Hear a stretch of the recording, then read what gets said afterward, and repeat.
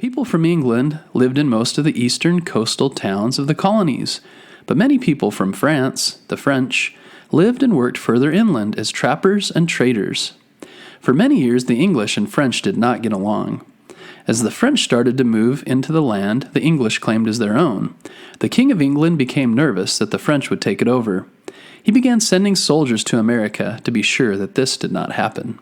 Around this time, George had become a major in the Virginia militia. A militia is a small army run by a colony or state, and at the time, the colony of Virginia had their own militia. George was asked by the king to take his small group of soldiers and tell the French living on their land to leave. By this time, the French had built a fort called Fort Le Boeuf, and when George arrived with his soldiers, he asked them to leave, but the French politely refused. George hurried back to let his leaders know, and then was told to return to attack the French at Fort Duquesne. A battle broke out, and George's army first beat the French in what is one of the first battles of what became known as the French and Indian War. The French sent more soldiers and drove George Washington and his troops back to their fort, called Fort Necessity. Eventually, George and his troops had to surrender and leave the Ohio Valley.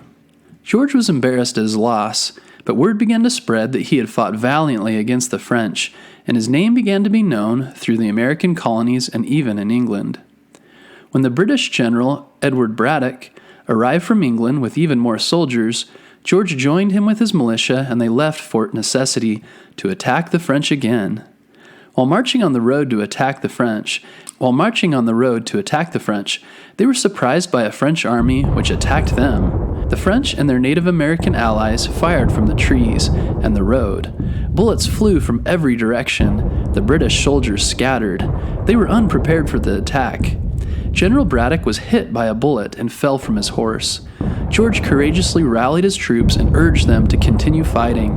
A bullet hit George's horse and they fell over, but he jumped up and climbed onto another horse. Bullets flew through his jacket and hit his horse again.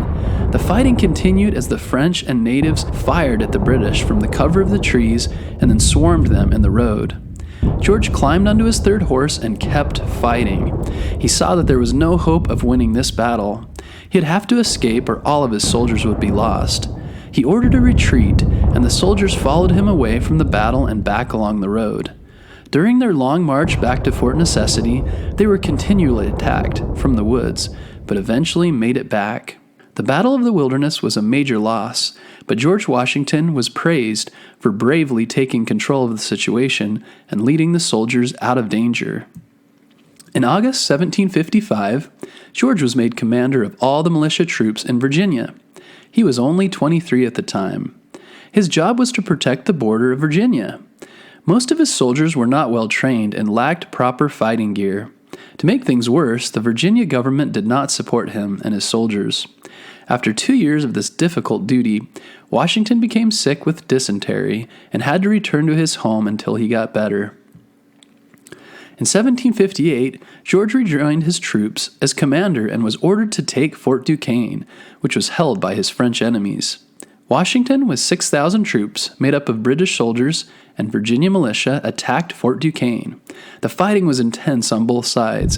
Cannons boomed, smoke filled the air, musket balls zipped around them, but Washington and the soldiers pressed on until they took the fort and the French fled or surrendered. Fort Duquesne was finally taken.